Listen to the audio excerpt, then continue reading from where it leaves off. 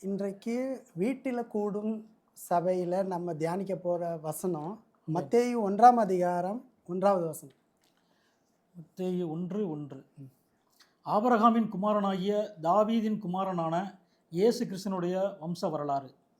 Abraham குமாரனாகிய தாவீதின் குமாரனான இயேசு கிறிஸ்துனுடைய வம்ச வரலாறு. ஆமென். வம்ச வரலாறுன்னு நம்ம சொன்னாலே பிறப்பு இறப்பு, கரெக்டா? பிறப்பு இறப்பு தான் வம்ச வரலாறு. ஒரு மனுஷன் பிறக்கிறான், ஒரு மனுஷன் இறக்குறான். அதுதான் அவன் அந்த அந்த நாட்களில் என்னெல்லாம் பண்ணியிருக்கானோ அதெல்லாம் வரலாறு. அதை பற்றி தான் நம்ம பேச போகிறோம். இப்போ ஆபிரகாம் குமாரன் தாவீது குமாரன் என்னன்னு போட்டிருக்குன்னா, ஆபிரகாமுக்காக மரிக்க வந்த தேவன், தாவீதுக்காக மரிக்க வந்த தேவன், அப்புறம் இயேசு கிறிஸ்துனுடைய வம்ச வரலாறு. இப்போ அது ரெண்டு எடுத்தது இயேசு கிறிஸ்துடைய வம்ச வரலாறை பற்றி பார்ப்போம் நம்ம. எனக்கா இப்போ பார்த்தீங்கன்னா பிறப்பு, இயேசுவோடைய பிறப்பை பற்றி பார்க்கணுன்னா மத்தேயு 1ஆம் அதிகாரம் 18வது வசனத்தை படிங்க. இயேசு கிறிஸ்தனுடைய ஜனனத்தின் விவரமாவது, அவருடைய தாயாகிய மரியாள் யோசேப்புக்கு நியமிக்கப்பட்டிருக்கையில் அவர்கள் கூடி வரும் முன்னே அவள் பரிசுத்த ஆவியினாலே கர்ப்பவதியானாள் என்று காணப்பட்டது. அவள் புருஷனாகிய யோசேப்பு இருங்க பிரதர், 18 தானே படிக்க சொன்னா? நீங்கள் 18 படிங்க. இயேசு கிறிஸ்துவுடைய ஜென்ம, அதாவது பரிசுத்த ஆவியினால அவங்க கர்ப்பவதி உண்டாகிறாங்கன்னு போட்டிருக்காரு. பரிசுத்த ஆவியினாலே கர்ப்பவதியானாள். அப்போ ஏசப்பா வந்து பரிசுத்த ஆவியினால கர்ப்பவதியானாலும் போட்டிருக்கு. திரும்ப மத்தேயு 1ஆம் அதிகாரம் 20வது வசனத்தை படிங்க. 1:20. அவன் இப்படி சிந்தித்து கொண்டிருக்கையில் கர்த்தருடைய தூதன் சொப்பனத்தில் அவனுக்கு காணப்பட்டு, தாவீதின் குமாரனாகிய யோசேப்பே, உன் மனைவியாகிய மரியாளை சேர்த்துக்கொள்ள ஐயப்படாதே, அவளிடத்தில் உற்பத்தியாக இருக்கிறது பரிசுத்த ஆவினால் உண்டானது. இப்போ நம்ம பார்க்குறது எல்லாமே இயேசு கிறிஸ்துடைய பிறப்பை பற்றி பார்க்க போகிறோம். அடுத்தது இறப்பை பற்றி பார்க்க போகிறோம். அந்த இறப்புனால நமக்கு கிடைக்கிறது என்னென்ன பற்றியும் பார்க்க போகிறோம். சரிங்களா?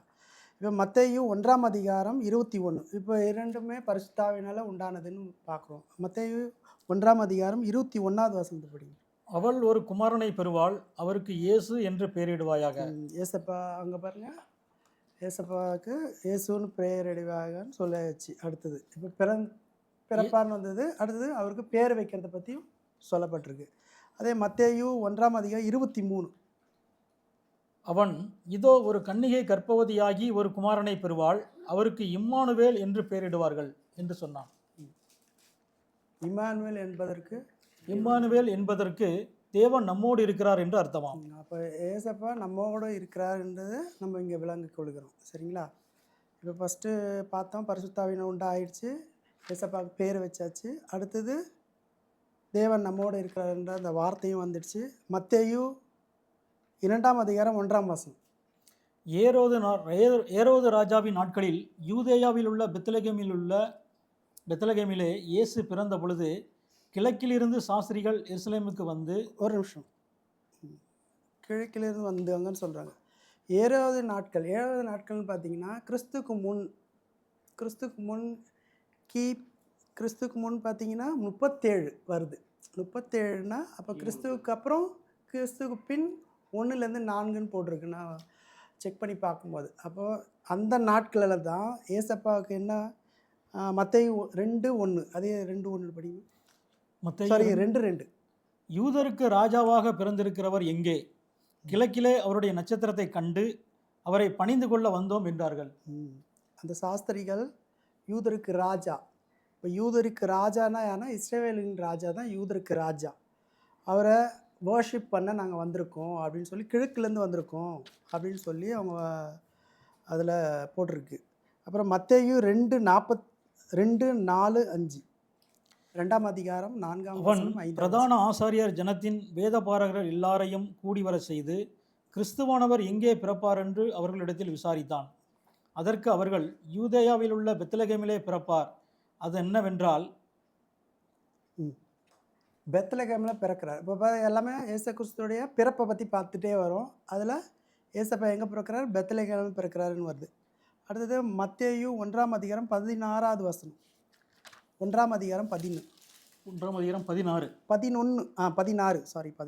யாக்கோபு மரியாளுடைய புருஷனாகிய யோசேப்பை பெற்றான், அவளிடத்தில் கிறிஸ்து எனப்படுகிற இயேசு பிறந்தார். ஆமென். ஏசப்பா பிறக்கிறாரு. இதுவும் ஏசப்பா பிறப்பை பற்றி தான் சொல்லுது. அடுத்து லூக்கா 2ஆம் அதிகாரம் 10-11. லூக்கா 2:10-11. தேவதூதன் அவர்களை நோக்கி, பயப்படாதிருங்கள், இதோ எல்லா ஜனத்துக்கும் மிகுந்த சந்தோஷத்தை உண்டாக்கும் நற்செய்தியை உங்களுக்கு அறிவிக்கிறேன். ஆமென். இன்று கர்த்தராகிய கிறிஸ்து எனும் இரட்சகர் உங்களுக்கு தாவீதின் ஊரிலே பிறந்திருக்கிறார். ஆமென். ஏசப்பா தாவீது ஊரில் ரட்சகராக ஏசப்பா பிறந்திருக்காரு. நம்ம லூக்காலேயும் நம்ம பார்க்குறோம். நம்ம லூக்கா 2:40. இப்போ எல்லாமே நான் கோட் பண்ணுறது இங்கே எல்லாமே பிறப்பை பற்றி பார்த்துட்ருக்கோம். சரிங்களா? லூக்கா 2ஆம் அதிகாரம் 40வது வசனம். பிள்ளை வளர்ந்து ஆவியிலே பலன் கொண்டு ஞானத்தினால் நிறைந்தது, தேவனுடைய கிருபையும் அவர் மேல் இருந்தது. ஏசப்பா இருந்தீங்கன்னா இப்போ பிறந்து போச்சு. பிறந்ததுக்கப்புறம் பேர், அதுக்கு முன்னாடி பேர் வச்சாச்சு, பிறந்தாச்சு. இப்போ அடுத்தது ஞானத்தில் வளர்ந்து எல்லாமே ஞானமாக அடுத்த வசனத்துலேயும் போடுறாரு பாருங்க. லூக்கா 2:52 படித்து பாருங்க, இன்னும் விளக்கமாக இருக்காரு. இயேசுவானவர் ஞானத்திலும் வளர்த்தியிலும் தேவ கிருபையிலும் மனுஷர் தயவிலும் அதிகமாய் விருத்தி அடைந்தார். இப்போ ஏசப்பா எல்லா விஷயத்திலும் ஞானமாகவும் வளர்த்தியிலும் எல்லா தேவனுடைய கிருபையிலும் அதிகமாக விருத்தி அடைஞ்சிருக்காருன்னு போகுது. இப்போ எல்லாமே நம்ம பார்த்தது எல்லாமே இயேசுடைய அந்த பிறப்பை பற்றி பார்த்துருக்கோம். அதாவது அந்த வரலாறு, பிறந்தார் இறந்தாருன்னு சொன்னோம் இல்லையா, அதில் வரலாறு பிறந்தார் பற்றி. இப்போ ஏசப்பா மரிக்கிறத பற்றி பார்க்க போகிறோம். சரிங்களா? யோவான் 4ஆம் அதிகாரம் 32-34. 32-34. யோவான் 4:31-32. 32லேருந்து 34. அதற்கு அவர், நான் புசிப்பதற்கு நீங்கள் அறியாத ஒரு போஜனம் எனக்கு உண்டு என்றார். அப்பொழுது சீசர்கள் ஒருவரை ஒருவர் பார்த்து, யாராவது அவருக்கு போஜனம் கொண்டு வந்திருப்பானோ என்றார்கள். இயேசு அவர்களை நோக்கி, நான் என்னை அனுப்பினவருடைய சித்தத்தின்படி செய்து அவருடைய கிரியையை முடிப்பதே என்னுடைய போஜனமாக இருக்கிறது. இப்போ ஏசாவை பாருங்கள், ஊமையாக சொல்கிறாரு, அவருடைய கிரியை முடிப்பது. அதாவது என்ன சொல்ல வர்றாருன்னா, நான் அறியாத போஜனம். அப்போ நீங்கள் அறியாத போஜனம்னு சொல்கிறாரு. அப்படின்னா அறியாத போஜனம்னா தன்னுடைய மரணத்தை பற்றி இங்கே விளக்கமாக சொல்கிறார். அந்த மரணம் யாருடையதான்? சித்தத்தின்படி, பிதானுடைய சித்தத்தின்படி செய்ய நான் வந்திருக்கேன் அப்படின்னு இங்கே நம்ம விளக்கி கொள்ளலாம். அதே மாதிரி யோவான் 6ஆம் அதிகாரம் 38லேருந்து 40. யோவான் 6:38-40. ஆமென். என் சித்தத்தின்படி அல்ல, என்னை அனுப்பினவருடைய சித்தத்தின்படி செய்யவே நான் வானத்திலிருந்து இறங்கி வந்தேன். ஆமென். அவர் எனக்கு தந்தவைகளில் ஒன்றையும் நான் இழந்து போகாமல் கடைசி நாளில் அவைகளை எழுப்புவதே என்னை அனுப்பின பிதாவின் சித்தமாக இருக்கிறது. குமாரனை கண்டு அவரிடத்தில் விசுவாசமாக இருக்கிறவன் எவனோ அவன் நித்திய ஜீவனை அடைவதும் நான் அவனை கடைசி நாளில் எழுப்புவதும் என்னை அனுப்பினவருடைய சித்தமாக இருக்கிறது என்றார். ஆமென். இப்போ ஏசப்பா இங்கே மரிக்கிறதுக்காக வந்திருக்கிறாரு. ப்ளஸ் மரிக்கிறது எதுக்காகன்னா நித்திய ஜீவனை கொடுக்கணும். அந்த மரணத்தின் மூலமாக நமக்கு நித்திய ஜீவனை கொடுக்கணுன்றதுக்காகவே அவர் இந்த மரணத்தை பற்றி இங்கே எழுதப்பட்டிருக்கு. இப்போ அடுத்தது லூக்கா, அதே இப்போ எல்லாமே இப்போ இறப்பை பற்றி பார்த்துட்ருக்கோம், அதாவது மரிக்கிறதை பற்றி பார்த்துட்ருக்கோம்.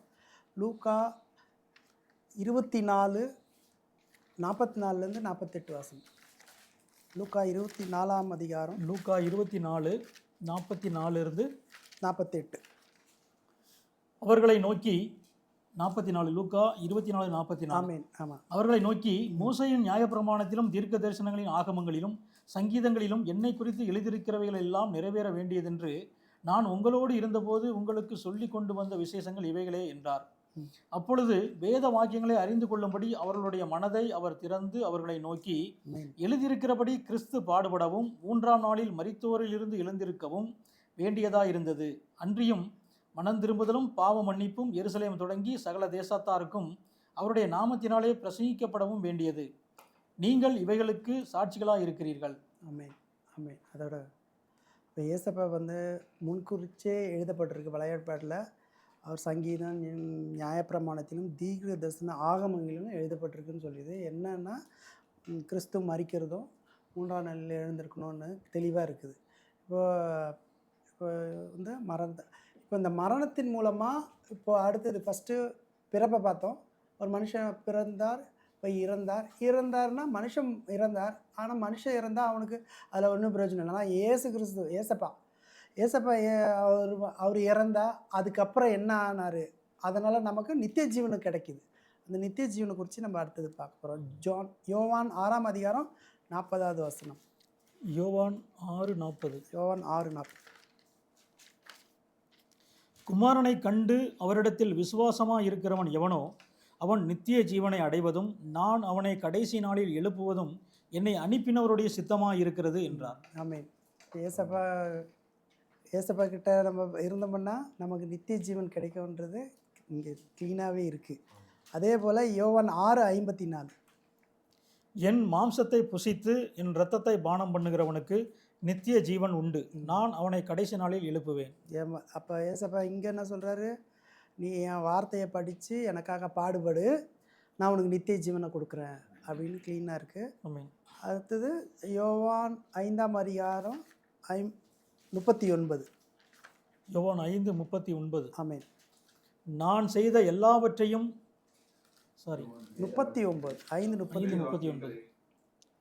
வேத வாக்கியங்களை ஆராய்ந்து பாருங்கள், அவைகளால் உங்களுக்கு நித்திய ஜீவன் உண்டென்று எண்ணுகிறீர்களே, என்னை குறித்து சாட்சி கொடுக்கிறவைகளும் அவைகளே. வேத வாக்கியங்கள் எல்லாத்தையும் நீங்கள் ஃபுல்லாக படித்தா அதில் தெரிஞ்சுப்பீங்க உங்களுக்கு நித்திய ஜீவன். அந்த நித்திய ஜீவன் என் மூலியமாக தான் கிடைக்கும் அப்படின்னு க்ளீனாக ஏசப்பா போடுறாரு. யோவான் 3:36. அதுக்கு தேவன் பிதாவானவர் என்ன சொல்கிறான்னு பார்ப்போம். யோவான் 3:36. 3:36. குமாரனிடத்தில் விசுவாசமாக இருக்கிறவன் நித்திய ஜீவனை உடையவனாக இருக்கிறான். குமாரனை விசுவாசியாதவனோ ஜீவனை காண்பதில்லை, தேவனுடைய கோபம் அவன் மேல் நிலைநிற்கும். குமாரனத்தில் விசுவாசமாக இருக்கணும் அப்படின்றார். ஆக்சுவலி விசுவாசத்துக்கு இன்னொரு வார்த்தை கூட நம்ம சொல்லலாம். நான் எழுதி வச்சுருந்தேன், ஒரு நிமிஷம்.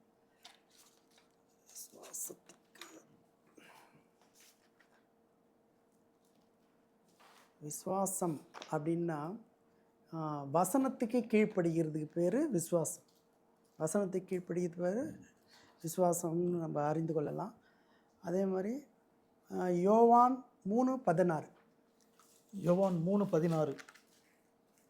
தேவன் தம்முடைய ஒரே பேரான குமாரனை விசுவாசிக்கிறவன் எவனோ அவன் கெட்டு போகாமல் நித்திய ஜீவனை அடையும்படிக்கு அவரை தந்தருளி இவ்வளவாய் உலகத்தில் அன்பு கூர்ந்தார். அப்போ இந்த வசனத்தை கீழ்ப்படிந்தால் விசுவாசிக்கிறவனுக்கு நித்திய ஜீவன் உண்டு. யோவான் 17:3. யோவான் 17:3. யோவான் 17:3. ஒன்றான மெய் தேவனாகிய உம்மையும் நீர் அனுப்பினவராகிய இயேசு கிறிஸ்துவையும் அறிவதே நித்திய ஜீவன். கிடைச்சி போச்சு. ஏசப்பா நம்ம அறிஞ்சோம்னா நித்திய ஜீவன் நிச்சயம் உண்டு, அது எல்லாருக்கும் தெரியுது. அதே மாதிரி இந்த வேத வாக்கியம் எப்படி எழுதப்பட்டிருக்கு, எதனால் அப்படின்றத யோவான் 20:31 நம்ம பார்த்தோம்னா தெரிஞ்சு போயிடும். ஜான் 20:31. இயேசு தேவனுடைய குமாரனாகிய கிறிஸ்து என்று நீங்கள் விசுவாசிக்கும்படியாகவும் விசுவாசித்து அவருடைய நாமத்தினாலே நித்திய ஜீவனை அடையும்படியாகவும் இவைகள் எழுதப்பட்டு இருக்கிறது. ஆமாம். இப்போ இது எல்லாமே ஏசப்பா விசுவாசிக்கிட்டா நமக்கு நித்திய ஜீவன் உண்டு. அப்போ ஏசப்பா இந்த மத்தேயு 1ஆம் அதிகாரம் 1ஆம் வசனத்தில் என்ன பார்க்குறோம்? அவருடைய பிறப்பை பார்க்குறோம், இறப்பை பார்க்குறோம். அந்த இறப்பின் மூலமாக நமக்கு நித்திய ஜீவன் கொடுக்குறாரு. அந்த வசனத்தை படித்து அதை கீழ்ப்படிஞ்சு நடக்கும்போது நமக்கு நித்திய ஜீவனை கொடுக்குறாரு வந்து கன்ஃபார்மாக விளங்குது. ஆமேன். Thank you Jesus. Thank you Jesus. கட்டாயிச்சா?